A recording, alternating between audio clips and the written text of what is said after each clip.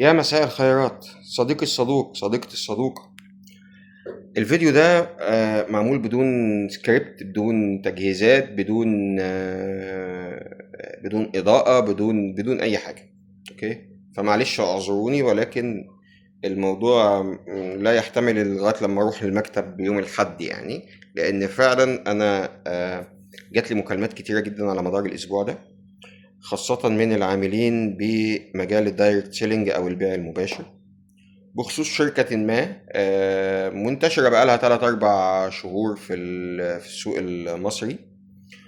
آه، وأنا فعليا كنت قمت ليهم بزيارة يعني، وقعدت مع المؤسس وقعدت مع الناس وكده، واتكلمنا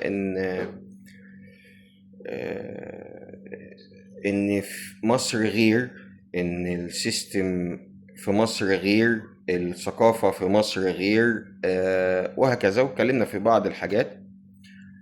فبناء عليه الناس بتسألني يعني، وعشان أنا أكون واضح مع الكل، وعشان يبقى الموضوع واضح للجميع. الناس محترمة جدا، الناس مش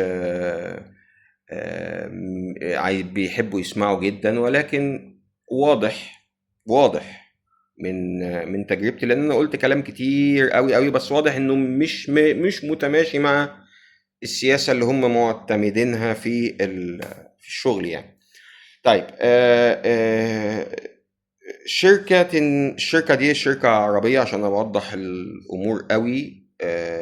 شركة جنسيتها عربية، أو ده الواضح لينا، ولكنها مش مصرية. أوكي. طيب، نحلل كده الموضوع عشان أجاوب على الأسئلة بتاعت الناس. أولا، هم مش بيع مباشر، ومش بيع شبكي أو شجري بمعنى أدق. هم أقرب ما يكونوا للتسويق الشبكي. التسويق الشبكي هو نوع متعارف عليه بره، ولكن لم يحقق نجاح جوه مصر.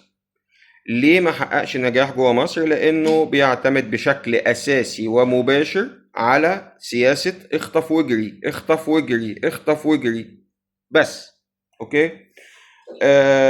في شركات اشتغلت، في شركات اشتغلت، والنوع ده من الشركات بيشتغل قوي قوي قوي في حتة او في الاوقات اللي فيها الظروف الاقتصادية صعبة. كويس. ليه؟ لان هو بيسهل عليك الموضوع، يقول لك يا باشا انت عندك الفون بوك بتاعك قد ايه، كام واحد؟ طيب ما تيجي ونعمل برزنتيشن ل 900 من ال 1500 اللي عندك، فال 900 هيطلع منهم 90، فيحصل مش عارف ايه، فنعمل ايه؟ نقعد هري كتير قوي قوي فوق ما تتخيلوا. بيعتمدوا على ان انت تعمل سبميت، ان انت تسجل معاهم وبتاع ومش عارف ايه، وبسرعه ونلحق، وعشان اصل مش عارف ايه. ليه؟ لا مؤاخذه يعني، ليه الحق؟ ايه اللي الحق؟ اذا كان حضرتك معلش يعني، مع احترامي، ما بينتش كرامه بقالك كام شهر. كلهم حبايبي، قال من اول المؤسس لغايه اخر عضو دخل، او اخر شريك دخل معاهم، كلهم حبايبي وفوق راسي. ولكن انا بتسأل كتير جدا، خاصة وان انا اتصورت مع المؤسس وحطيت صورته او صورنا على الصفحة عندي وكده. فما ينفعش انا اخاطر بمصداقيتي انا عشان خاطر اي حد. معلش يعني، مع احترامي، انا فكري موجود في دماغي، بشاركه مع الكل. واللي يعرفني كويس يعرف كويس قوي قوي قوي ان معلش اكبر منهم بمراحل واتخن منهم بمراحل، ورأيي فيهم معلن وما بخبيش. مصداقيتي انا شخصية اهم من اي حاجة في الدنيا. اوكي، هم زي ما قلنا ناس محترمة جدا جدا، ولكن هو اسلوب الشغل الشبكي كده يا جماعة. اسلوب التسويق الشبكي هو كده. كويس.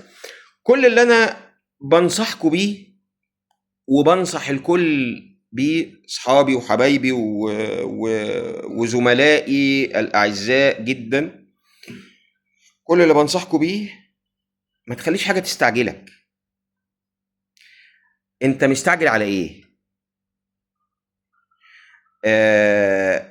افهم صح، افهم صح، عشان انا مش عايز اتكلم في نقاط ضعف عشان ما يبانش اني بهاجم، ولكن لو سمحت لو سمحت ما تخليش حاجة تستعجلك. انت مستعجل على ايه؟ مستعجل انك تدخل الناس هتاخد ايه؟ ما هو اصلا مفيش بضاعة والسيستم مش واضح. الويكنس بوينتس اللي في السيستم مش هقول لك انها ما بتتقالش في البرزنتيشن، هي بتتاكل في البرزنتيشن، بيتبعد عنها في البرزنتيشن. اوكي، اكتشفتها لما انا حاولت اعمل اول برزنتيشن والوحيد، ومن ساعتها انا قفلت على الموضوع. ليه؟ لان في وجهة نظري انا، انت حضرتك اديتني الحلو، حضرتك اديتني الحاجة الحلوة قوي في البرزنتيشن وسهلت لي الدنيا في البرزنتيشن. طيب الصعوبات اتس اوكي هنواجهها سوا، لكن العيوب اللي في السيستم، العيوب اللي في النظام نفسه، اللي في نظام التسويق الشبكي، انت ما قلتها ليش. يعني اقول لك حاجة على طرف المعلقة كده،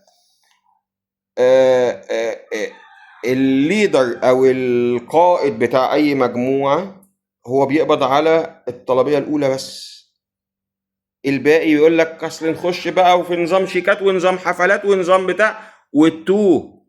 باشا لو سمحت ما تخليش حد يستعجلك، ما تخليش حد زنه يجبرك على حاجة انت مش عايزها. افهم الاول، خلي غيرك يجرب الاول وبعد كده احكم.